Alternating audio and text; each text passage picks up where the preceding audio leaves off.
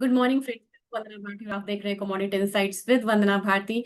Short video, crisp information रहेगी और triggers का आपको पता चलेगा और साथ में मिलेगा लेवल्स आपको। नेचुरल गैस जो लैगर थी यहाँ पे, वहां पे बड़ी मूव यहाँ पे देखने को मिल रही है। धीरे धीरे ये $4 के करीब जा रहा है। दो चीजें यहाँ पे नेचुरल गैस को सपोर्ट कर रही हैं और इसमें मैं कह सकती हूँ कि एक तो यहाँ पे हॉटर वेदर है, तो जो कूलिंग डिमांड है वो यहाँ पे बढ़ के आएगी। दूसरी चीज यहाँ पे है कि दो जो फैसिलिटीज थी नेशनल गैस की ईरान में, वहां पे इसराइल ने टारगेट करा है। इसराइल और ईरान का जो वॉर है वो इंटेंसिफाई हो सकता है, क्योंकि यहाँ पे ट्रम्प बार बार बोल रहे हैं कि उन्होंने अगर मतलब इन्होंने सीज फायर अनकंडीशनली नहीं करा तो उनका एयर पे तो कंट्रोल है ही है और ये इस वॉर में यहाँ पे जंप कर सकते हैं और वो बैठक भी इसके बारे में कर रहे हैं। तो चीजें यहाँ पे इतनी ज्यादा सिंपल भी नहीं है। लेकिन आज की मूवमेंट कहाँ है, आज की मूवमेंट बताने से पहले आज आपको फेड का इंटरेस्ट रेट मीटिंग है, जिसमें कि आपको मैं सीएमई का फेड वॉच दिखाती हूँ, जिसमें कि पता चलता है कि क्या बता रहा है, आज की बैठक की पॉसिबिलिटी क्या है। इसमें 99.9% लोगों ने कहा है कि इंटरेस्ट रेट अनचेंज रहेगा, यानी कि कोई संभावना नहीं लग रही है। तो अब आप बोलेंगे कि जब अनचेंज रहेगा तो आप बता क्यों रहे हो। इसमें जो स्टेटमेंट्स आते हैं बाद में फेड चेयर का, वो इंपॉर्टेंट होता है। जुलाई में भी आप देखें तो जुलाई की मीटिंग में भी यहाँ पे कोई संभावना बन के नहीं आ रही, सिर्फ 85.5% लोग मान रहे हैं कि अनचेंज रहेगा। लेकिन सिनेरियो चेंज हो रहा है सितंबर में। सितंबर में आपको 54% या 55% लोग बोल रहे हैं कि 25 बेसिस पॉइंट का कट जो है वो यहाँ पे हो सकता है। और सितंबर के बाद अगर अक्टूबर का महीना ले लें तो ये आपको पता चलेगा कि एक बारी जो है मिक्स व्यू निकल के आ रहा है। तो ये तो आपको बात होगी। मैंने आपको दिखाया कि एलएमई का फेड टूल क्या आपको बोल रहा है, तो यानी कि सितंबर से पहले रेट कट नहीं होगा। लेकिन सितंबर से पहले वॉर, जियोपॉलिटिकल प्रीमियम टेंशन जो है वो गोल्ड को प्रीमियम देता रहेगा और यही वजह है कि हम लोगों ने गोल्ड में मूव आता हुआ देखा है। बीच बीच में आपको न्यूज आती रहेंगी पीस का, सीज फायर का, वो बीच बीच में थोड़ा थोड़ा डाउनसाइड देता रहेगा। लेकिन अल्टीमेटली यहाँ पे 35-50 को आप मान के चलिए आने के लिए, क्योंकि जो विक्स है, विक्स आज भी यहाँ पे 13% अप है। और जो डॉलर इंडेक्स है ये यहाँ पे कल एक अपसाइड आया था लेकिन आज डाउन है। लेकिन आज के दिन में आप देखेंगे तो हमारा जो गोल्ड है इंटरनेशनल मार्केट में वो यहाँ पे थोड़ा सा डाउनसाइड है और 3411 के करीब ट्रेड हो रहा है स्पॉट फ्यूचर्स। और यहाँ पे फ्यूचर्स मतलब कि गोल्ड फ्यूचर्स इन कॉमिक्स। लेकिन अगर स्पॉट की बात करें 1387 के करीब, 88 के करीब यहाँ पे ट्रेड हो रहा है। तो ओवरऑल गोल्ड जो है अब थोड़ा सा कंसोलिडेशन मोड में यहाँ पे आ गया है।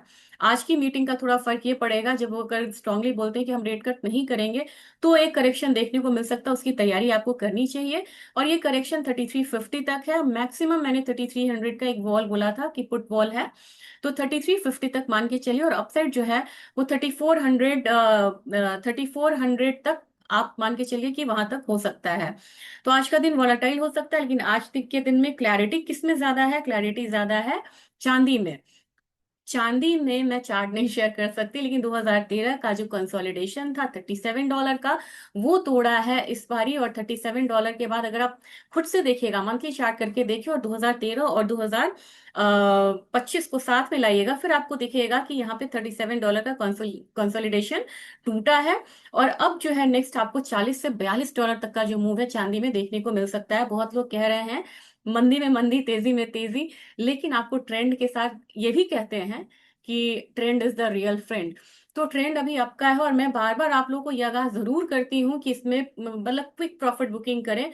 और मुझे लग रहा है कि $38 से ऊपर जाती है यहाँ पे चांदी, एक हर्डल टूटा हुआ है यहाँ पे। तो $40 और $42, तो $40 को ही फिलहाल आप मान के चलिए। और अगर कहेंगे कि यहाँ पे कॉमिक्स में ये कितना आ सकता है, तो मेरे ख्याल से कॉमिक्स में, एमसीएक्स में, तो एमसीएक्स में कोई भी चीज आपको करेक्शन पे करना चाहिए और इंट्राडे में मुझे लग रहा है कि करेक्शन यहाँ पे देखने को मिल सकता है। सपोर्ट अगेन यहाँ पे 1,07,500 का बनेगा। सपोर्ट अपना ऊपर हो गया कल के मूव के बाद। तो यहाँ पे 1,07,500 जब तक नहीं तोड़ता है तब तक ये अपसाइड का रहता है। और अपसाइड में 1,12,000 ही अब आप यहाँ पे मान के चलेंगे, जो कि मैंने आपको करीब 15 दिन 20 दिन पहले दिया था 1,12,000 का।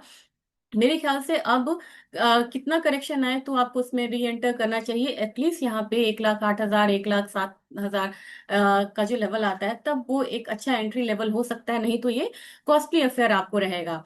तो इसका रेजिस्टेंस आपको 1,12,000 का है, नीचे की तरफ सपोर्ट 1,07,000 का है।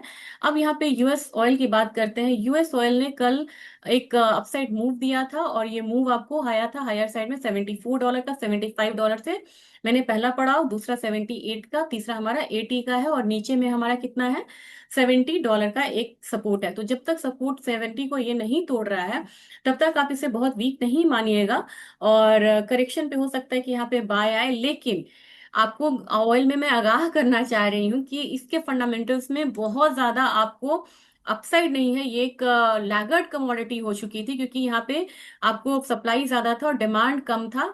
और अब क्या हुआ है कि अब सारा खेल इस पे है कि अगर वॉर बढ़ता है, स्ट्रेट ऑफ हॉर्मुज, ये याद रख लीजिएगा। कभी भी आपको न्यूज मिले कि स्ट्रेट ऑफ हॉर्मुज, जिसके बंद होने की संभावना बहुत कम है, लेकिन इनकेस ऐसे अनसर्टेनिटी में वो अगर बंद होती है, तो सप्लाई साइड बहुत ज्यादा यहाँ पे अफेक्टेड होगा, और वहां पे आपको एक अपसाइड देखने को ऑयल में मिलेगा। यही कारण है कि यहाँ पे ऑयल प्राइसेस बढ़ रहा है। दूसरा चीज है कि टैंकर्स की मूवमेंट पे रोक लगी है, वो मिडल ईस्ट से अब क्रॉस नहीं करना चाह रहे हैं, और इसकी वजह से फ्रेट रेट भी बढ़ा है और वॉर प्रीमियम भी बढ़ा है। तो जो है वो लॉजिकल है। जैसे ही सीज फायर या पीस टॉक की बात होने लगेगी, तो एक डाउनसाइड आएगा। अब आप बोलेंगे कि कितना डाउनसाइड आएगा, तो $3 से $8 मैंने वॉर प्रीमियम बताया है। तो अपने बाजार में 400-500 का फॉल आ सकता है, इसके लिए आप तैयार रहिए। तो ऑयल में भी जब आपको अपसाइड मिल रहा है, तो यहाँ पे प्रॉफिट बुक करते चले। तो यहाँ पे एक अपसाइड मूव आपको केप्ट हो सकता है अगेन $75 के करीब, और नीचे जो सपोर्ट बनता नजर आ रहा है वो $70 है। और अल्टीमेटली अगर आपको इससे नीचे भी ऑयल दिखता है शाम के सत्र में, क्योंकि फेड की मीटिंग है, तो आपको $68.5, जो इसका 200 डेज का मूविंग एवरेजेस है, वहां तक वो फॉल जो है वो रुक सकती है।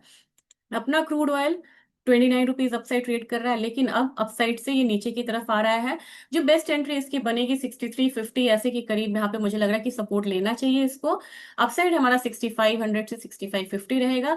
लेकिन आज के दिन हो सकता है कि हम हल्का करेक्शन आता हुआ देखे। करेक्शन 6350 से 6325 तक हो सकता है। नेचुरल गैस से मैंने आपको कहा था कि नेचुरल गैस एक स्ट्रॉन्ग कमोडिटी है। 350 360 अपना मार्केट देख सकता है। नीचे की तरफ जो रेजिस्टेंस है, और नीचे की तरफ का सपोर्ट आपका 320 315 का हो सकता है, और ये शॉर्ट टर्म है। जिंक में अपसाइड मूव आपको बेस मेटल काउंटर सब में ही देखने को मिल सकता है। तो रेजिस्टेंस इसका अभी 256 का रहेगा, 257 का रहेगा। सपोर्ट आपको 251 का होगा।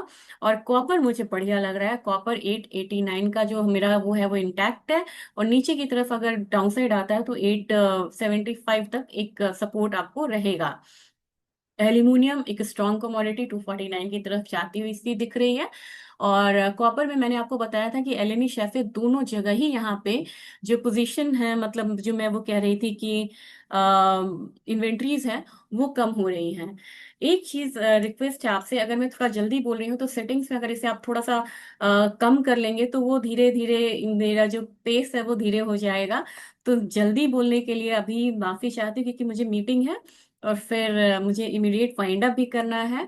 और बहुत दिनों से मैंने जीरा के बारे में बात नहीं करी है। जीरा के बारे में काफी क्वेरीज आई थी, किसानों की भी क्वेरीज आई थी।